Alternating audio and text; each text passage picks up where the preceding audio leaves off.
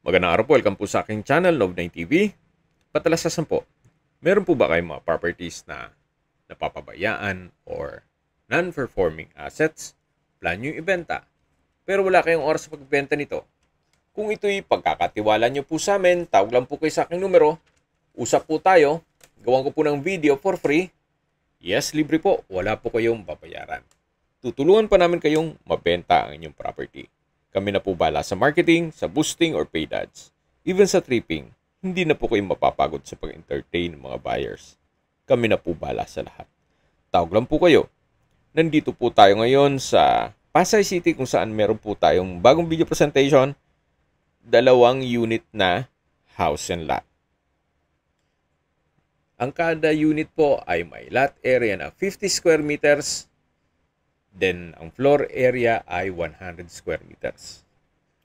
Pares po yan titulado, kaya wala po kayo maging problema sa documentation o sa transfer ng title. At please manage your expectation, gawa ng hindi po ganun ka lapad ang daan dito.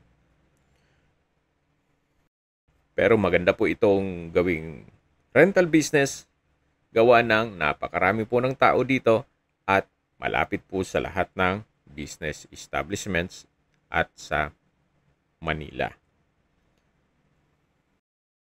Ito po yung unang bahay na pasensya na kung medyo makalat, gawa ng biglaan po ang pag-video shoot. Pero pong bakod dito sa harapan, na dati yatang ginawa itong tindahan, at ito naman po yung living area o salas na malawak naman po. Then meron po itong second floor. Then sa dulo po yung kusina at dining area. Dito po yung dining area at sa dulo yung hagdan. Then yan po yung kusina at sa dulo naman ay yung banyo. Okay, check po natin yung kusina. May countertop, then may lutuan. Then dito naman po yung banyo o common toilet and bath. Ito po ulit yung kusina. At dito naman po yung dining area.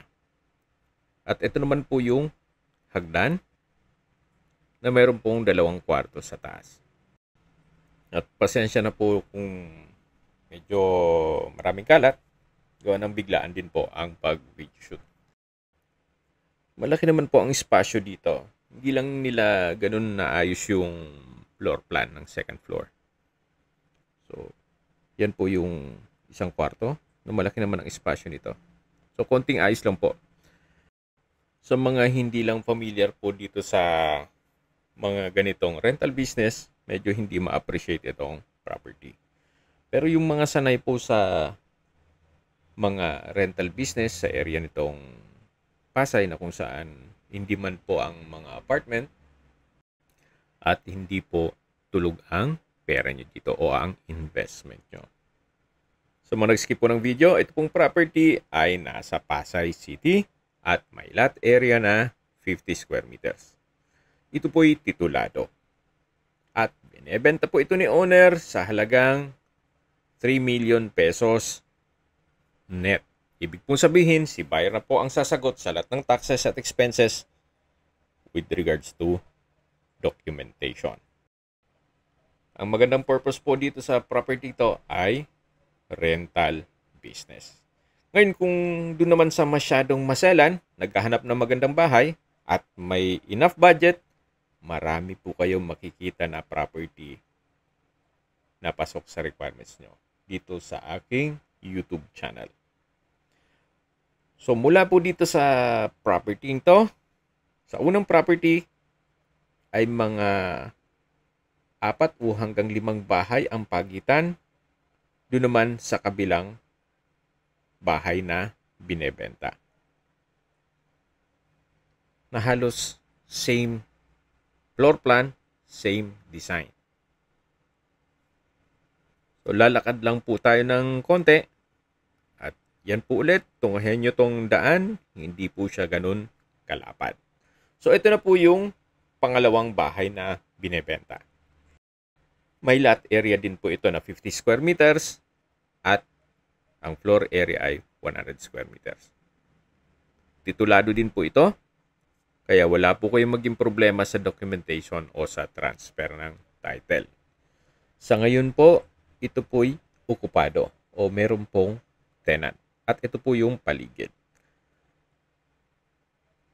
Kaya po nang nasabi ko sa inyo, malakas po ang rental business dito sa area. Gawa ng napakalapit lang po sa lahat. Hanggang ground floor lang daw po tayo, sabi ng tenant, gawa ng may natutulog sa taas. Pero 2-story din po ito. So dito po yung service area. Then pagpasok po natin, dito naman yung living area o salas na malaki naman ang espasyo nito at pasensya na po ulit kung medyo makalat gawa ng biglaan po ang pag-video shoot. Sa dulo po yung dining area at yung kitchen, pati common toilet and bath. Then nandun na rin po ang hagdan papunta sa taas. So, labas na po tayo at may mga ginagawa po sila at nakakaya naman dito sa ating tenant. So, as is where is po tayo, what you see is what you get. So, again, itong pong second house ay may lot area na 50 square meters. Ito po'y titulado rin.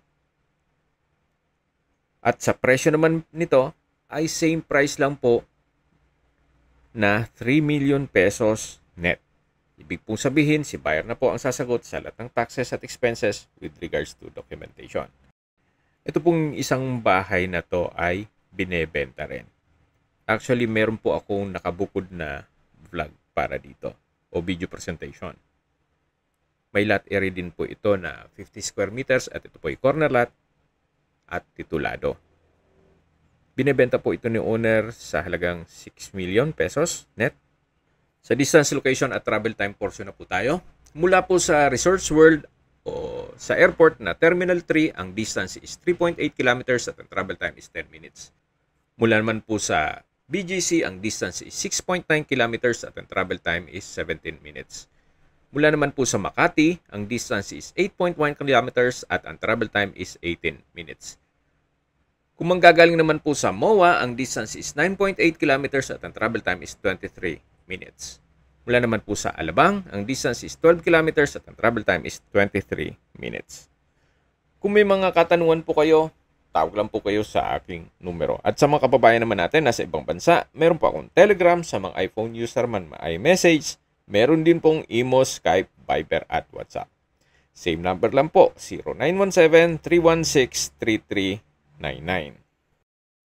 Sa mga nagtatanong naman po ng aming Facebook, meron po aming Facebook page na Nov9TV at Facebook Reels Video. Meron din pong TikTok at Instagram. May ibang YouTube channel po kami na The Nov9TV channel at Nov9TV Listings. Sana po naibigan nyo ang video presentation. Paki-like and subscribe na lang po sa aking channel para ma-update din po kayo sa aking future listings. Kung sakali po hanap nyo yung mas malaking sukat ng lupa, meron din po kaming ibang listings na pwede nyong pagpilian. Huwag po kayong mag-atubiling tumawag sa amin, then let us know your budget para malaman namin kung anong property pwede naming ilok sa inyo. Sa lahat pong viewers, subscriber at nagtiwala po sa amin, salamat po sa suporta. Ingat po kayo lagi at yung pamilya. Maraming salamat po.